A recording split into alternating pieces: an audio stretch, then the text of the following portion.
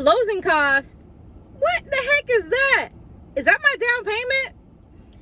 No, my friend, this video is going to help you understand what the heck closing costs are when you're purchasing a home. Up next.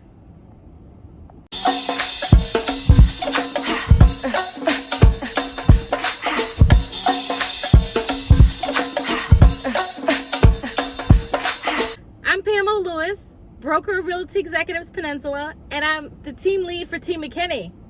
And I am here to help you along your home buying journey to answer the questions that you are asking, that you don't even know you're asking. But I'm answering those questions so you understand better about the home buying process so it can be a less stressful for you. All right, so up next, I'm breaking down closing costs in 5 different categories to make it understandable and put it into layman's terms for you. All right. So, closing costs, in a nutshell, are all the costs that is associated with you as the home buyer trying to purchase a home. There's all the costs associated with that. That cost can be anywhere from 1% of the purchase price up to 4% of the purchase price, all depending on if you're using cash or if you're getting a loan. So let's break it down further. Okay, so the first category that I'm coining, the first category we're going to talk about is POC, paid outside of closing. These are any fees that you paid for, home buyer, before you got to the closing table. That could be your earnest money deposit. Also, you'll hear it be called EMD. This could be your appraisal costs. So if you remember the video that I just did last week, make sure, and if you haven't seen it, make sure you check that out. That is part of the money you need in order to be ready to go through the home buying process. Your earnest money deposit, your appraisal cost. Typically, your lender is going to require you to pay your appraisal costs up front. There are some lenders, especially if you're going through a credit union or your own banking institution, sometimes they won't collect appraisal fees up front just because you have accounts with them and they can collect their fee at any time, whether you close or not, because they have access to your bank account. So your appraisal fee is a POC. It could be maybe you paid your termite and moisture inspection as a home buyer. That's not a normal thing that we do in our area, but that could happen. Sometimes you can get home inspection fees reimbursed back through closing costs. Not really in this market right now, but it could if we get back to a buyer's market. That is a POC, paid outside of closing. So that's going to be our first category. Hopefully that answers that. So what happens when you pay those fees outside of closing is that they go on to this money statement. Now, this money statement, no matter where you are, if you're on the East Coast, the West Coast, North or South, this is going to be the same statement. It's a government regulated form called the HUD statement. It's because the form is designed and distributed out from HUD. So this HUD statement is going to break down all these fees, but what I've done is I've put them into 5 categories so you can just understand them better, because most buyers go through this process and don't know what the heck people are talking about, and people get very stressed in this process of talking about signing off about where you have to pay for more money. So what I'm doing is I'm breaking it down so you will understand it so much better. Okay, the second category is your lender costs. And you're thinking, what? Lender costs? Yes, let me tell you. You can shop and have any lender that you want to do your loan. You don't have to use the same lender that your agent recommended. You know, those recommendations come from your agent because they have typically worked with that lender and they know that they can provide the loan and make sure they actually can do the loan and close on time, right? That's super important, especially if you're on my side, on the real estate side. But home buyer, you can shop the different lenders. And let me tell you, every lender has their different fees. I don't care what type of loan it is. So the question you need to ask when you go for a loan is, how much do you charge, lender? Lenders typically will give you an estimate sheet when they do the pre-approval for you, so you'll see what their costs are, but you don't know what those mean. But that is going to be your charges. So a couple of charges that lenders charge to do a loan is called an origination fee. That's to actually originate your loan. They charge that. They can also charge a funding fee.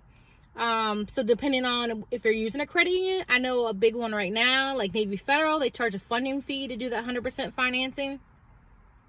I've actually seen in my career where a lender charged, now this was back when we had the subprime market, but this fee was called a piggy bank fee. It wasn't my client. I was a listing agent, but I did see another buyer on a HUD statement, and it said piggy bank fee. So you want to look what those fees are, because a lot of times they are junk fees, but that's how the lenders make their money. They got to eat too, right? But you just want to make sure that if you're getting a good loan, you want to make sure you're not being charged additional fees that you don't have to be, because that makes the cost of doing the loan or your closing costs to be more at closing time. A couple other fees that you're going to have under the lender charges are going to be required fees. Like the lender is going to require you to have homeowners insurance. Now this fee, you can shop anywhere. You can use your current, I usually recommend to buyers to call your current insurance company for your car. Because if you can package your car insurance and your home insurance together, typically it's going to be a cheaper cost for you. Well, and if you don't like the current insurance company you have for your car, it might be time for you to move to another insurance company. But I was raised to always check, at least get 2 to 3 recommendations, right? And then get 2 to 3 estimates to see who has the better charge for homeowners insurance. And the other charge that you're going to be charged for closing costs are going to be called your reserves. Now, your reserves are depending on the lender and depending on the type of loan. And I'm only talking now to the people who are doing a loan, not the people who are doing cash.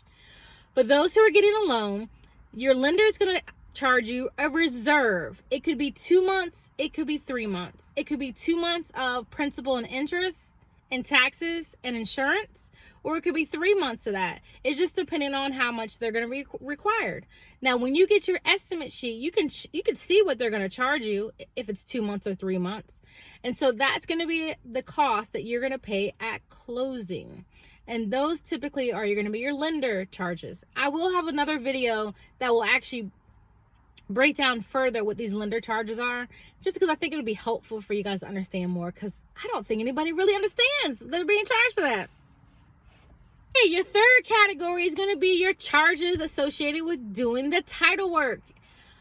So this is going to sound like mumbo jumbo to you because it's just a lot of information. So make sure you save this video, do a thumbs up, subscribe to my channel, replay this video back over and over. I'm going to have more videos to break down this information, but your title charges, couple different charges in that. You have to decide, home buyer, if you're going to use an attorney to represent you to close at the end of the day on this loan, or if you're going to use a title company. There'll be a whole nother video on that, on the pros and cons of title company and attorney's office. But at this point, you're just going to choose, and you're going to talk to your agent and find out what's the best fit for you. But whoever you use is going to charge you for their services. In that, most of the attorneys and title companies don't do their own title search. Now, title search, what happens is there's a guy or a gal that's down at the courthouse that goes and pulls the information on the deed that's recorded down the courthouse. Now, a lot of the courthouses are getting electronic, so they're not actually physically being down there, especially with COVID. But for the most part, that's what happens.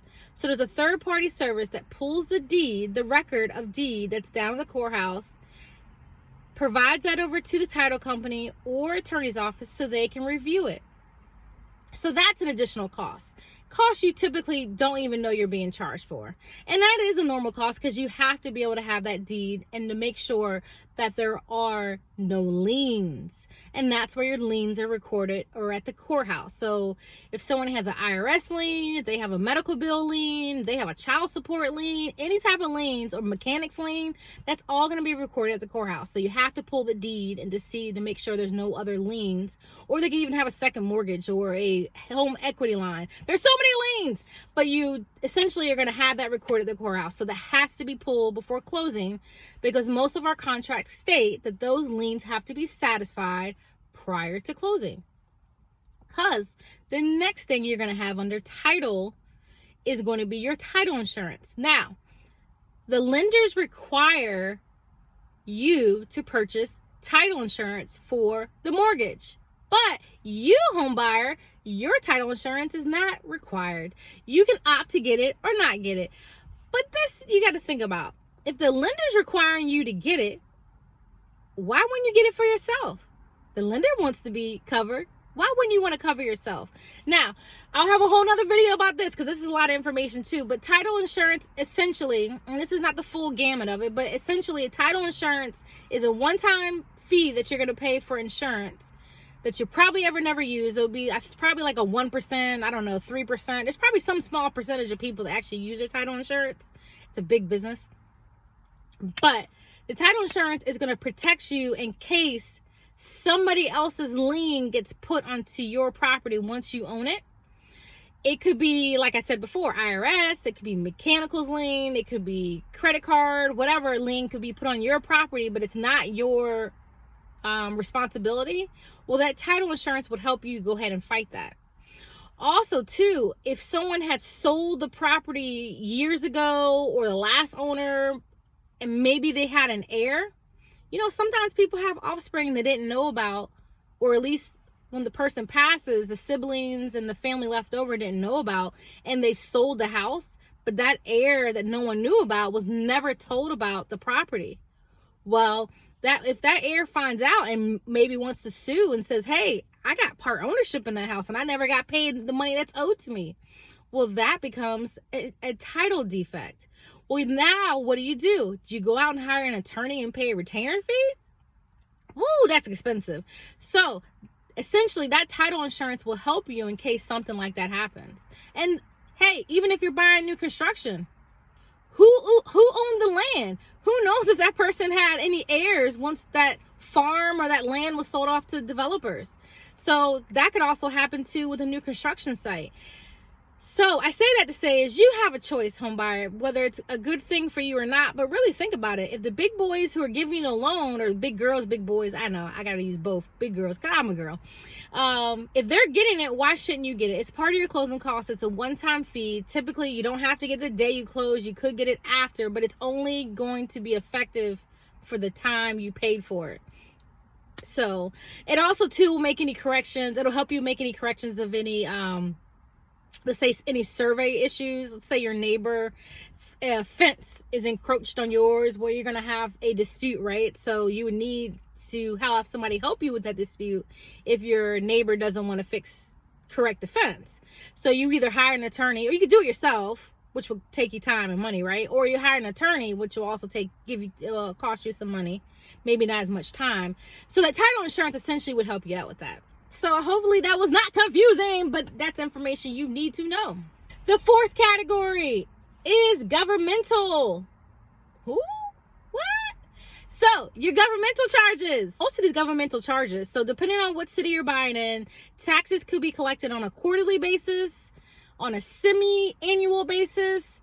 So depending on what day you close, if taxes have already been collected from the current owner, and you owe it, depending on the cycle, they could prorate the taxes from the day you close and going forward. So you reimburse the seller back for the amount that they paid. You also, most cities are going to get paid a fee for you purchasing the property. Other governmental fees. I think that's about it. You could also have, so you usually have taxes, And trying to think of anything else. I can't think of anything else. If I do, I'll put it down in the comments.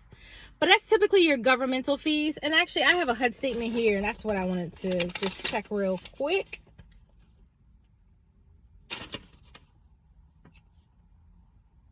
So yeah, so the fees you're going to be charged are your recording fees. They're going to for recording the actual deed at the courthouse. So all the cities and counties have their own tax that they charge to home buyers. And then the state, that's right, the state charges their fees too for recording. And so those are going to be your governmental fees and your transfer fees. So your fifth category that you have under closing costs are, I'm saying they're called add-ons. It could be your miscellaneous fees. So let's just say you are going to pay your own termite and moisture inspection on the property and it hasn't been collected yet. It hasn't been a POC, because now you know what that term is. So that's going to be charged at closing to you. So that's going to be miscellaneous. Let's say you want to get a survey. You're like, what is a survey? So have you ever seen a house that has the orange flags in the front or the back? That is what the survey company, it's a third-party company that comes out and they essentially go down to the courthouse, pay a couple cents, it may be $1 now, but for a while it was like 5 cents, 10 cents. I don't know, no more than 25 cents. And I don't know the exact cost, but they would go down, pay that little small fee, pull the survey that the courthouse has on record. They would come to your house and then they would mark it with the flags. And I'm sure they have some cool tape measure, probably infrared, not really a tape measure anymore. And they measure out your meets and bounds to your house. And then they record the shape of your house, which is already down the courthouse. And then they just verify if anything is encroaching, anything that has crossed over your boundary line. And then so they put the flags and then they make their notations if it is. So you could go down to the courthouse and pull your own survey. The only thing that you would have is that you would have the survey from when it's last done, right? So that third party company will actually come out and actually verify. So they charge a fee.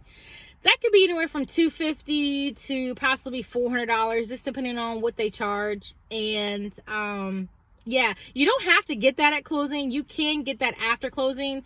You too could go pull your own survey for really cheap. I think with that third party company might be of value to some people as they come out and actually verify. Verify there's nothing on your property line. I know I had one client, they had a fence. They were corner lot. They had a fence, and then we found out that the fence was actually on the homeowner association property line. So if you actually look, you come to their house, you think that whole corner lot was theirs, but it actually wasn't. Part of the homeowner association actually had claim to part of the yard space. So we wouldn't have known that unless they had a survey. They were okay with keeping the fence the way it was versus having the owner to correct it, because the homeowner association just never said anything to the past owners. So they dealt with it. So those would be your miscellaneous costs. There could be also maybe you're buying like a TV or refrigerator. Maybe there's some transfer of property from the seller to you, the home buyer, and you want to pay for that on the HUD statement. You also could get a home warranty.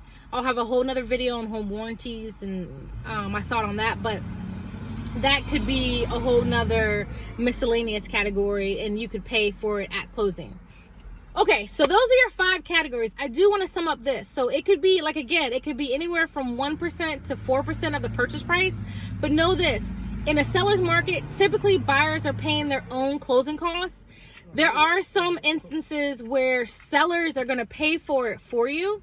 So you want to make sure you know that. So for negotiation, you want to make sure you know how much total closing costs you need, because there's no point of only asking for 1 to 1.5 and you need 3 to 4% and you ain't got no extra money. So if you look at one of my other videos, is knowing what you're working with, so you'll know up front with your agent to let them know if you need your full closing costs, which is pretty tough now because it's a seller's market. I'm not telling you can't, it's not possible, but you're gonna be out in them streets and you're gonna be writing a couple contracts. Most of your agents like myself don't mind. I mean, it is what it is, especially if you need it, but you want to become a home buyer. So if you have at least 4% of whatever purchase price you're going to have, you in there like swimwear. You ain't got no problems.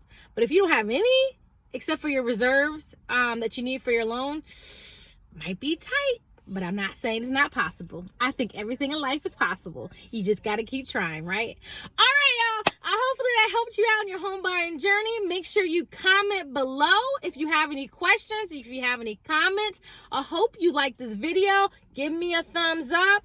Hit that bell so you can be notified every Friday when I have a new video that comes out.